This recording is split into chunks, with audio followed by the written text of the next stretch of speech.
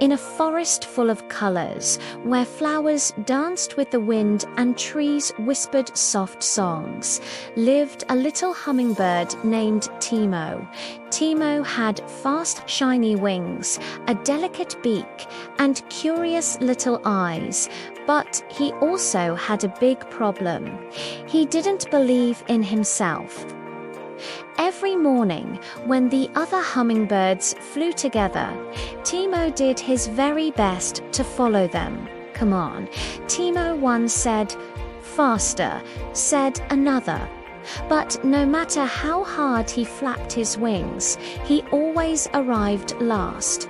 "I try, I really try," he whispered tiredly, "but I'm never as good as they are." Sadly, he would sit on a branch and look up at the sky, wondering why flying was so hard for him. One day, while resting under a yellow flower, he saw a kind old turtle walking slowly by. Her name was Lola. She moved calmly, without hurry, watching everything around her. "Hello, Mrs. Lola," Timo said softly. "Hello, little traveler of the wind," she replied with a smile. "Why do you look so sad?" Timo sighed. "Everyone flies better than me. I don't think I'm good at being a hummingbird." Lola looked at him gently. "Do you know how long it took me to learn how to walk without falling?" she asked. "A long time," Timo replied.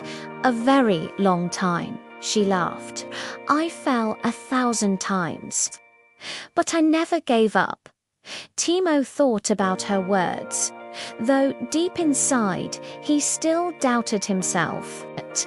That afternoon, the sky began to darken. Gray clouds covered the sun, and the wind started to blow strongly. Soon, a big storm arrived in the forest. Rain poured down, and branches swayed from side to side. Suddenly, a tiny baby flower growing high in a tree was torn away by the wind and fell onto a distant leaf. "Help!" she cried. "I can't get back home." The hummingbirds gathered. "It's too far. There's too much wind. It's too dangerous." No one dared to go. Timo watched silently. His heart was beating very fast. He was scared, very scared. "I'm not strong. I'm not fast. I'm not brave," he thought. Then he remembered Lola's voice. "Never give up." He looked at the little flower, alone and trembling. He took a deep breath. "I'm scared," he whispered, "but someone needs me." Then, with a firm voice, he said, "I'll try." Everyone looked at him in surprise. "You, Timo?" they asked. He swallowed hard, but he didn't step back. "Yes, me." He opened his wings and began to fly. The wind pushed him. The rain soaked him. His wings trembled. "I can't stop," he said as he moved forward. "Come on, wings. Trust me." For a moment, he almost fell. He closed his eyes. He breathed. And he kept going. A little more, a little more, until finally he reached the leaf where the flower was. "You did it," she cried happily. "We did it," Timo replied with a smile. Carefully, he picked her up and flew back.